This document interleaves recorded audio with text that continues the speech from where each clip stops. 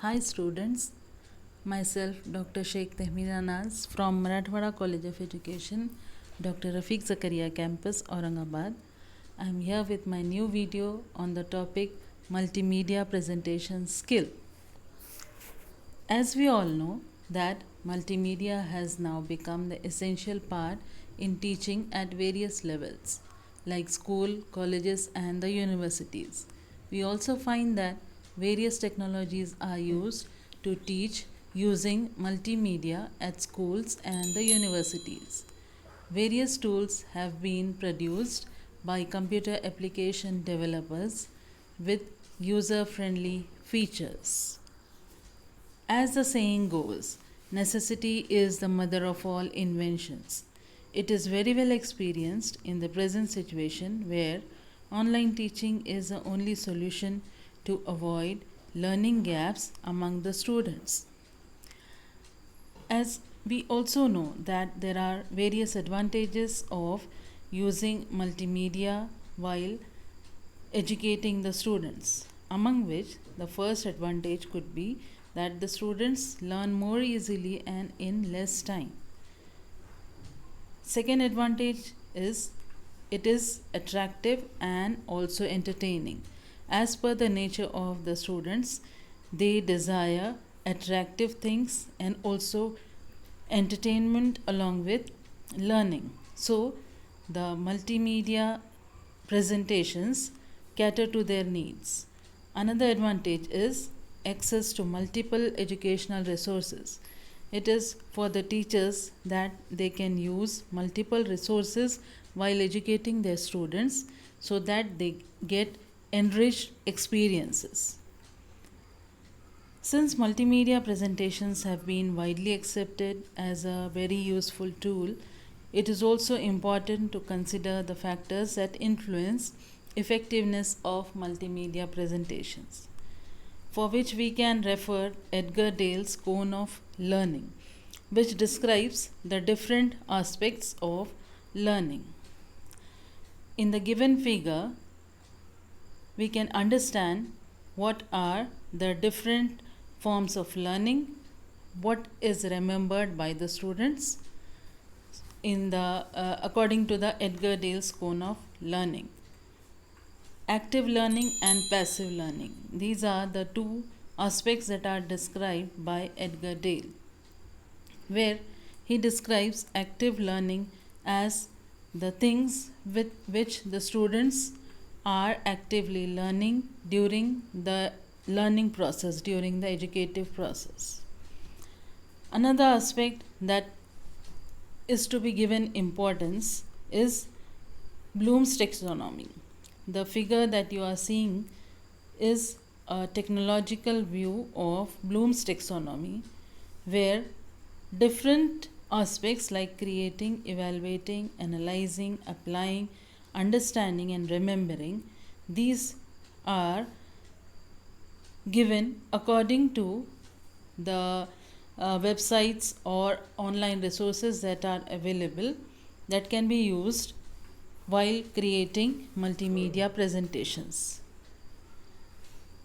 Now, in order to make the slides interesting, the presentation should be such that the students they learn interestingly, where long text should be avoided. In place of the text, some tables, charts, graphs, such things can be used.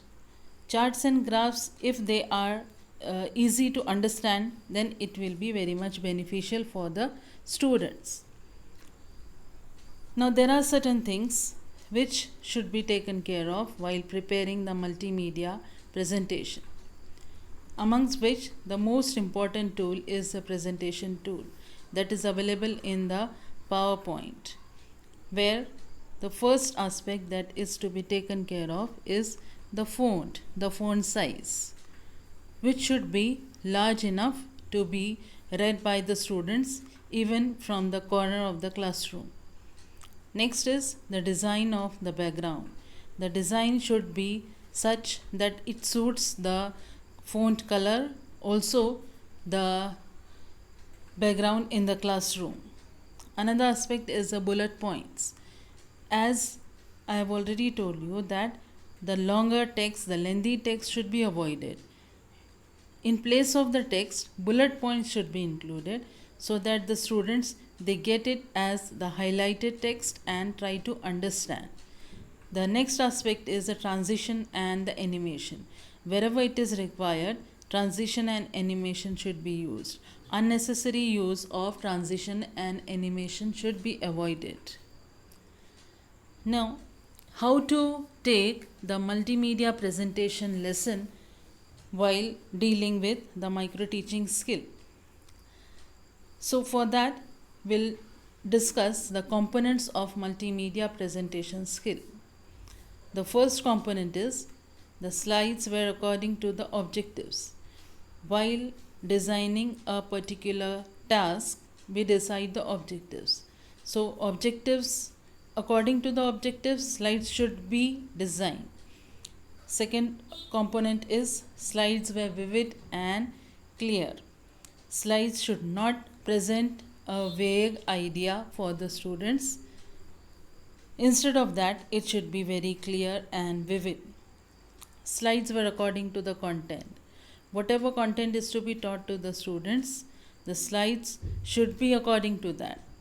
Those should not misguide the students. Designing of slides was meaningful. The design of the slides should be according to the requirement and not unnecessary use of the design should be there.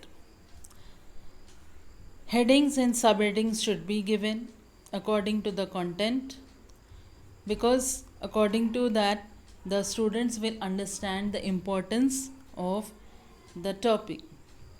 Duration of the video, if at all you are including a video in your multimedia presentation skill lesson, the duration of the video should not be too lengthy. Use of diagrams and figures, if required, should be there. References should be given in the presentation from where that material is taken. For that, references also help the students and also to the teacher for referring later on. Next component is acquaintance with the technical operation.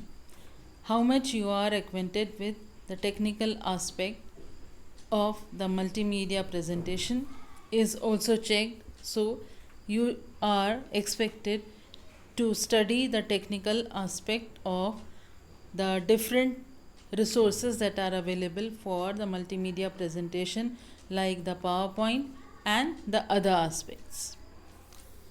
Use of various tools of PPT. There are various tools that are used for designing a PowerPoint presentation. So those tools should be used effectively. Slides were displayed in logical order.